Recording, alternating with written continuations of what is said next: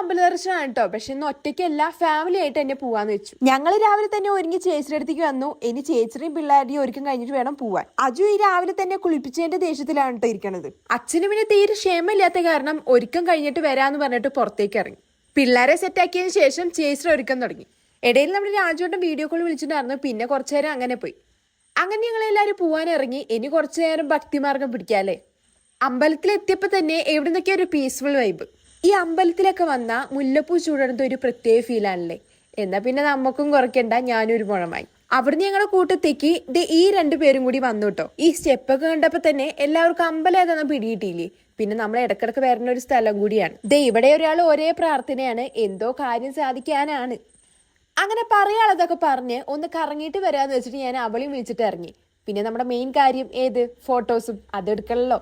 ഇതാവേണ്ട material ഞാൻ മീഷോന്ന് വാങ്ങിയതാണ്. അപ്പൊ ആർക്കെങ്കിലും വേണമെന്നുണ്ടെങ്കിൽ ഒന്നും നോക്കണ്ട, വേഗം പോയി വാങ്ങിക്കോളൂ, നല്ല സാധനം. പിന്നെ ഫുഡിനുള്ളവരിൽ നിന്ന് ഫുഡും കഴിച്ചിട്ട് ഇവരോടും പായി പറഞ്ഞ് ഞങ്ങൾ ഞങ്ങളുടെ അടുത്ത സ്പോട്ടിൽ പോയി. ഞങ്ങളുടെ ഫാമിലിയിൽ ഒരു കല്യാണം വരുന്നുണ്ട്. അപ്പൊ അതിനു വേണ്ടി കുറച്ച് പർച്ചേസും കാര്യങ്ങളൊക്കെ ഉണ്ടായിരുന്നു. അതിനു വേണ്ടിയിട്ടാണ് കേട്ടോ ഇപ്പോൾ വന്നേക്കുന്നത്. വേറെ എവിടേക്കല്ല, നമ്മുടെ സ്വന്തം കുത്താമ്പുള്ളി. ഈ ഒരു ഷോപ്പാണെന്നുണ്ടെങ്കിലും ഓൾമോസ്റ്റ് എല്ലാവർക്കും പരിചയമുള്ളതാണ്. കുത്താമ്പുള്ളിയിലുള്ള രാമചന്ദ്ര ഹാൻഡ്ലൂംസ് ആണ് കേട്ടോ അത്. അങ്ങനെ അവിടുത്തെ കുട്ടി ഷോപ്പിംഗ് കഴിഞ്ഞ് ഞങ്ങൾ അവിടുന്ന് ഇറങ്ങി. കുട്ടി ഷോപ്പിംഗ് ഒക്കെ ആയിരുന്നെങ്കിലും അത് കഴിഞ്ഞിറങ്ങാൻ അത്യാവശ്യം നല്ല ടൈം എടുത്തിരുന്നു. അതുകൊണ്ടാണ് ഇപ്പൊ ചായ കുടിക്കാൻ വേണ്ടിയിട്ട് കയറിയത് കേട്ടോ.